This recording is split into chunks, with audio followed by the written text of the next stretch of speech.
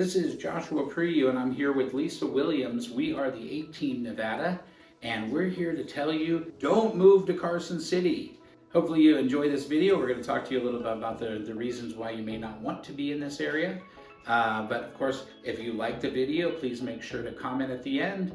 And we would love for you to subscribe to our video, so please do that just down below there. We'd love to hear from you. You can give us a call anytime.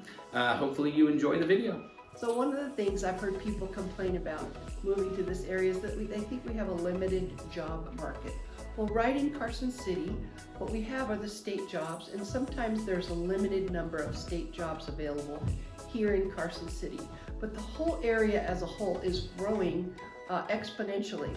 So many new companies, big companies, are coming. We just finished our third industrial complex out in the Fernley, Sparks, Reno area. Some of the companies there are Panasonic, Tesla's there, Google, and Apple is coming.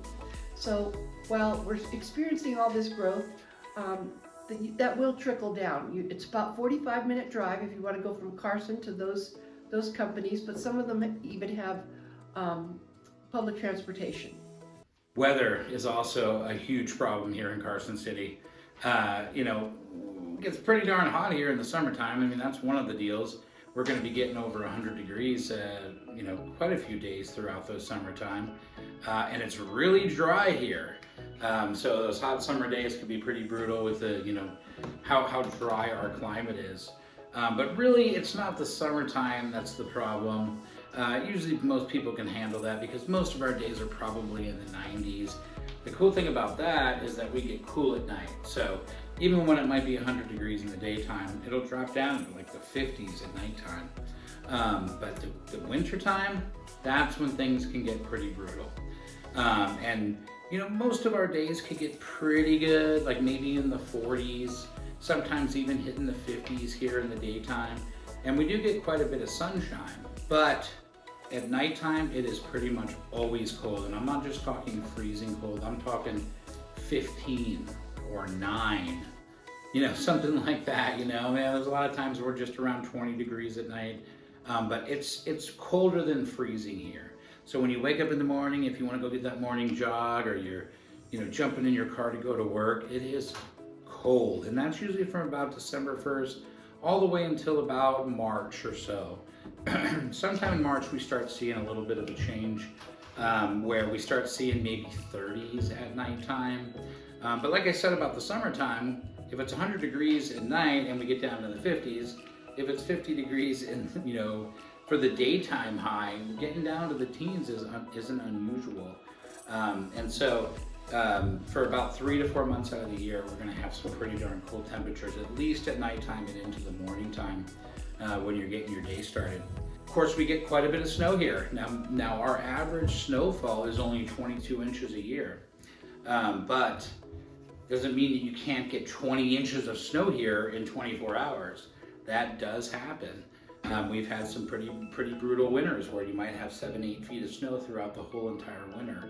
Last year, we had one storm that started like 9 a.m. in the morning until like 1 in the afternoon. We got like 15 inches of snow. So we can get a lot of snow here in a very short amount of time. Now the good news is, most of the time it melts pretty quick. So if you get out and you do your driveway shoveling, even if you're facing the north side where the sun doesn't hit that much, you do your shoveling and pretty much it's going to be clear up by tomorrow because we're going to have a sunny day tomorrow because we have a lot of sunny days here. But be very careful of the ice because if you don't clear your driveway, you don't clear your walkways, you could have a really slippery mess on your hands, especially if you're not facing south or facing east where the sun's hitting your driveway and your walkways a lot more.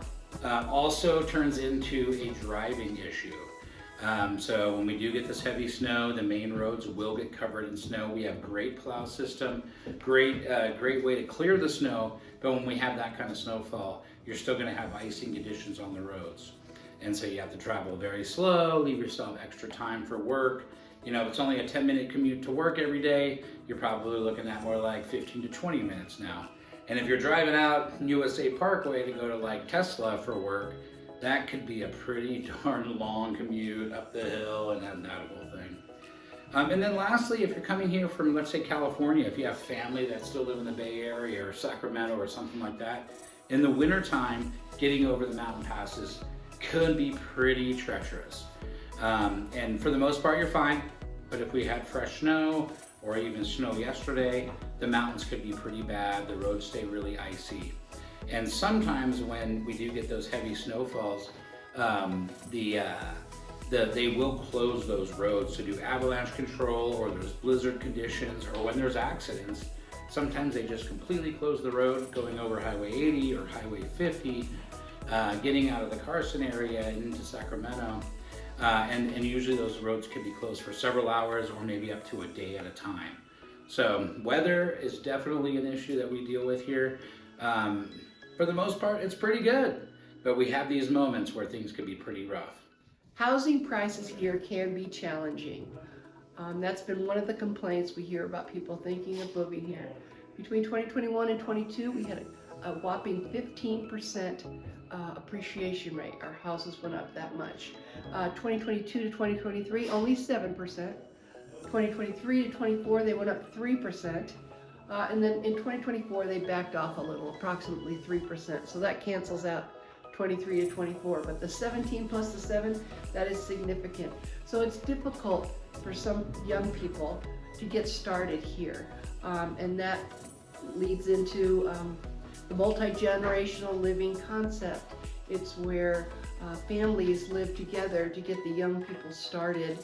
And then a lot of times you can buy new construction or even resale homes with separate living quarters or casita or a multi-generational style living situation. And that's how some people are handling it here. But housing prices can be a challenge. Country living may be a reason why you don't want to come to Carson City. You know, if you're a guy who likes horseback riding and beer drinking and going to the saloon and going hunting, and I shouldn't say just guys, right? The girls too, this may be the place for you. But if you're not really into that, this may not be the best place for you. Carson City, Carson Valley is definitely that type of living.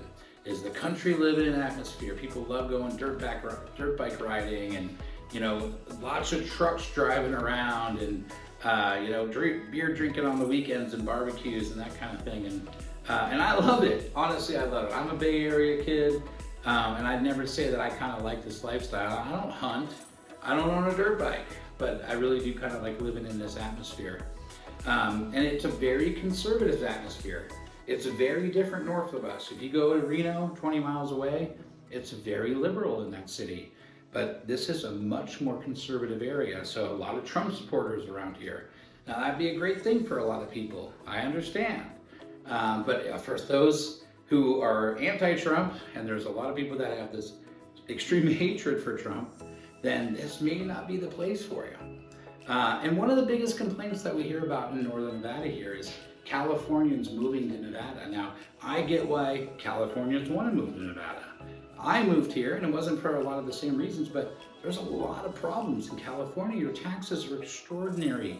Cost of living, gas prices, all these things. And you come to Nevada and you don't have state income tax. And but we do have a pretty conservative worldview here.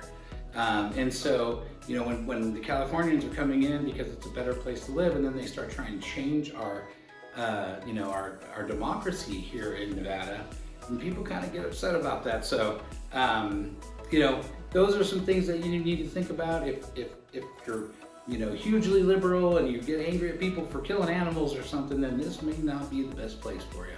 I hope our video brought you some value. If you enjoyed the video, please subscribe, write a comment. We will respond to you. And of course, if you have any questions or you'd like to, just reach out. All of our information is down below.